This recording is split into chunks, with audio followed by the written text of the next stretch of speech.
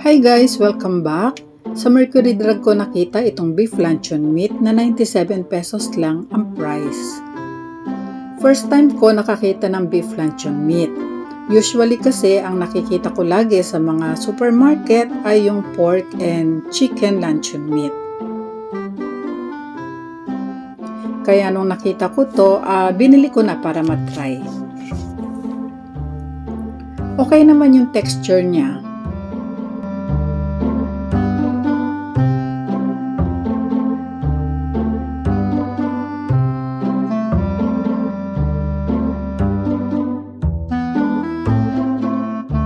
Kung i-compare ko ito sa maling, 10/10 siya.